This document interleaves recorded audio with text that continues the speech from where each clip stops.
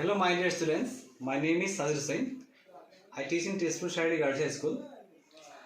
যোৱাকালি আমি ক্লাছ 9 ৰেখা আৰু কোণ পাঠটো আৰম্ভ কৰিছিলোঁ পাৰ্ট 1 ভিডিঅ'ত। তোমালোকে নিশ্চয় পাৰ্ট 1 ভিডিঅ' চাইছা নাই চোৱা দি কমপ্লিট ভিডিঅ' চাবা, শ্বেয়াৰ কৰিবা, ছাবস্ক্ৰাইব কৰিবা আৰু বেল আইকন ক্লিক কৰি পাৰিবা। আৰু ভিডিঅ' শেষ হওঁতে এণ্ড স্ক্ৰীনত তোমালোকে ক্লিক কৰিলে আগৰ ভিডিঅ'খিনি পাই থাকিবা। ইয়াত তোমাৰ 9 আৰু 10 দুটা মই এটা চেনেলতে দি আছোঁ, তোমালোকে চালে গম পাবা কোনটো 9 আৰু কোনটো 10 অসমীয়া নিয়মবিলাক অসমীয়া দেখিছোঁ। এতিয়া চাবা আজি পাৰ্ট 2 আজি আৰম্ভ কৰিছোঁ। বহুত ইম্পৰ্টেণ্ট হ'ল তোমাৰ এটা বস্তু চাবা, এইটো যদি দুডাল ৰেখাই কটাকটি কৰে তেন্তে সিহঁতৰ বিপৰীত কোণবোৰ সমান। বিপৰীত কোণ মানে কি চাবা, এইডাল ৰেখা তোমালোকৰ ৰেখা কালি কি বস্তু মই কি ৰেখা কিনো কালি সবিশেষ আলোচনা কৰিছোঁ। এইডাল ৰেখা, এই ৰেখাৰ নামটো ধৰা এ আৰু বি, এই ৰেখাৰ নামটো চি আৰু ডি। এই ৰেখাটোৱে কটাকটি কৰিছে অ বিন্দুত। বিপৰীত কোণ হ'ল তোমাৰ এই কোণটো আৰু এই কোণ বিপৰীত। এই কোণটো যদি তোমাৰ 40 ডিগ্ৰী, এই কোণটো 40 ডিগ্ৰী হ'ব, এইটো 50 হ'লে এইটো 50 হ'ব। এইটো বিপৰীত কোণ, এইটো কোণ বিপৰীত কোণ। ঠিক আছে, এই কোণটো আৰু এই কোণ বিপৰীত। এতিয়া এই কোণটো কেনেকৈ লিখিব কালি শিকাইছিলোঁ। এই কোণটোৰ নাম হ'ব এ অ চি। কোণ এ অ চি সমান কোণ এই কোণটো কি নাম হ'ব বি অ ডি বা ডি অ বি। বি অ ডি ক'ব, ডি অ বি ক'ব, অ'টো মাজতে হ'ব বি অ ডি বিপৰীত কোণ। একেদৰে এই কোণটোৰ নাম হ'ব এ অ ডি। কোণ এ অ ডি সমান এই কোণটোৰ নাম হ'ব চি অ বি। কোণ চি অ বি বা বি অ চি। এই দুটা কোণ, এই কোণটো আৰু এই কোণটো বিপৰীত কোণ, এই কোণটো এই কোণটো বিপৰীত কোণ। বিপৰীত কোণবোৰ সদায় কি হয় সমান হয়।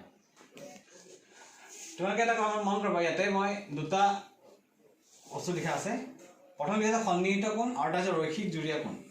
ৰৈখিক জুৰীয়া কোণটো ভেৰি ভেৰি ইম্পৰ্টেণ্ট। সন্নিহিত কোণটো হ'ল তোমাৰ এই দুটা কোণ সন্নিহিত কোণ। এই কোণটো হ'ল তোমাৰ ধৰা কোণ এইটো কি A B D, A B D আৰু কোণ D B C. D B C কি কোণ সন্নিহিত কোণ। তেওঁলোকৰ বাৰে বাৰে লাগি থকা বস্তু আছে ৰৈখিক জুৰীয়া কোণ, এনি টাইম লাগি থাকিব। ৰৈখিক জুৰীয়া কোণ কোনটো কোণ কোৱা, এই কোণটো আৰু এই কোণটো একেলগে আছে আৰু এই ৰৈখিক চিধা ষ্ট্ৰেইট লাইন দিছে এইটো এইটো সৰল ৰেখা। গতিকে এই দুটা কোণ যোগ কৰিলে কিমান হ'ব 180 ডিগ্ৰী বনে কোৱা। এই দুটা কোণ যোগ কৰিলে এইটো হ'ল কোণ এ বি ডি আৰু কোণ এ বি ডি আৰু চি বি ডি। কোণ চি বি ডি হ'ল তোমাৰ ৰৈখিক জুৰীয়া কোণ। ৰৈখিক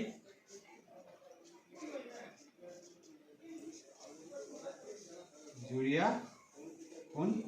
আৰু যোগফল সদায় 180 ডিগ্ৰী হয়। কোণ এ বি ডি যোগ কোণ এ বি ডি আৰু C B D. C B D যোগ কৰিলে সদায় 180 ডিগ্ৰী হয়। ভেৰি ভেৰি ইম্পৰ্টেণ্ট, এইটো লাগি থাকিব। গতিকে এইটো ভালকৈ মনত ৰাখিবা।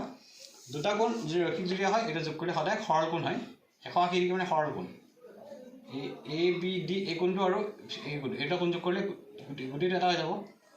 গোটেই এটা হ'লে কি হ'ব দীঘলীয়া হ'ব, গতিকে 180 ডিগ্ৰী হ'ব। দীঘল ৰেখা হ'ব সৰল ৰেখা, গতিকে 180 ডিগ্ৰী। 6.1 কুৱেশ্যন নম্বৰ 3টো তোমালোকৰ ছমহীয়াটো আহে, বছৰেকীয়াটো আহে। ভালকৈ মন কৰিবা। এইটো প্ৰশ্ন তোমালোকৰ 6.1 চালে গম পাবা। 3 নম্বৰ কুৱেশ্যন হয়। ডায়েগ্ৰামটো দিয়া আছে চোৱা, দিয়া আছে পি কিউ আৰ এই কোণটো আৰু পি আৰ কিউ মানে এই কোণটা সমান। প্ৰমাণ কৰিব লাগে পি কিউ এছ মানে এই কোণটো বাহিৰৰ কোণটো আৰু পি আৰ টি মানে এই বাহিৰৰ কোণটা সমান। ভিতৰৰ কোণটা সমান বাহিৰৰ কোণটা সমান বুলি প্ৰমাণ কৰিব লাগে। আমি লিখি লওঁ প্ৰথমতে দিয়া আছে এইটো প্ৰমাণ এইখিনি লিখি ল'ব লাগিব। ফাৰ্ষ্ট ডায়েগ্ৰামটো আঁকিব লাগিব। ডায়েগ্ৰাম নাকিলে তোমালোকে নম্বৰ নোপোৱা।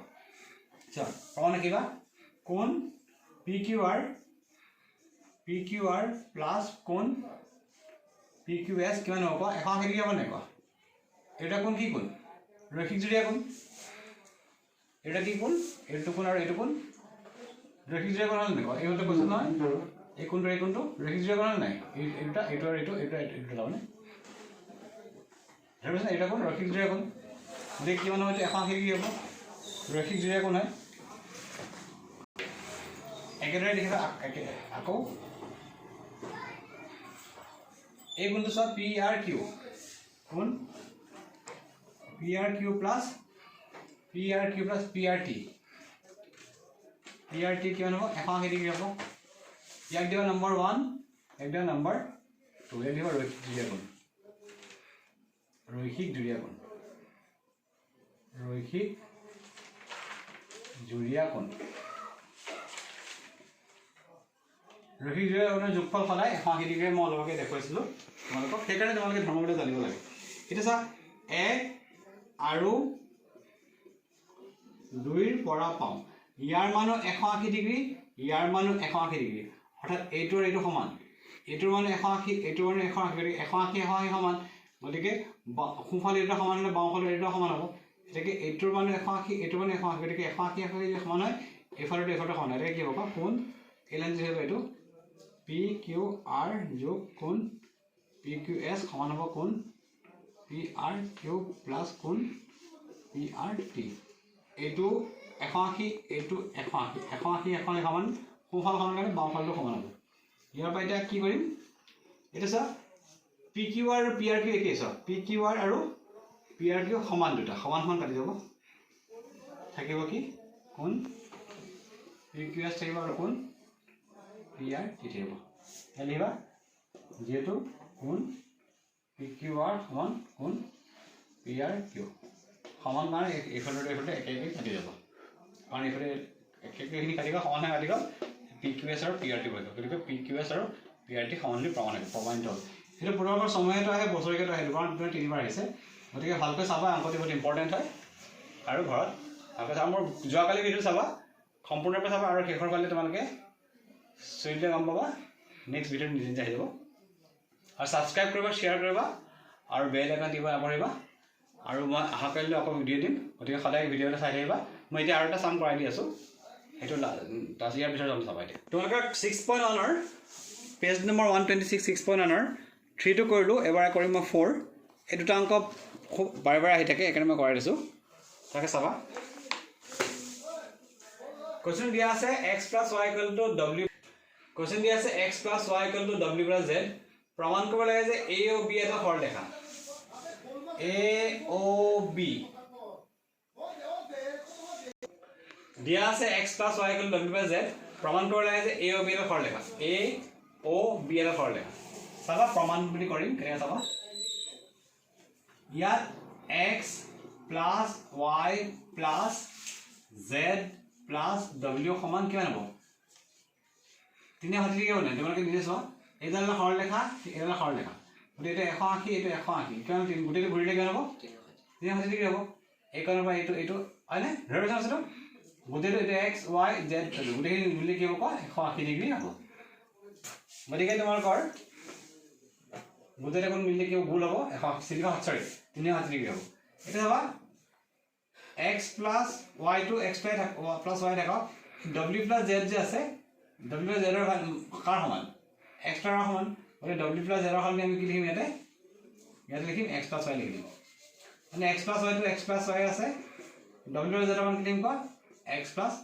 y লিখিম 360 x + y w + z ৰ মান কিমান x + y গতিকে x + y লিখিম গতিকে x কেইটা আছে দুটা x আৰু দুটা y আছে দুটা লিখিবা x + দুটা y 360 ডিগ্ৰী আমি 2 যদি কমন লৈ লওঁ কি হ'ব x + y কৰি কি হ'ব 360 ডিগ্ৰী গতিকে x + y কিমান হ'ব 2 টো পূৰণ আছে এফালে আহিলে কি হ'ব হৰণ হ'ব গতিকে x + y সমান কিমান হ'ব 180 ডিগ্ৰী সো x + y কিমান হ'ব 180 ডিগ্ৰী গতিকে 180 ডিগ্ৰী কি হ'ব সৰলৰেখা হ'ব গতিকে চোৱা a o b এর সরলরেখা এটা কি হ'ব a o b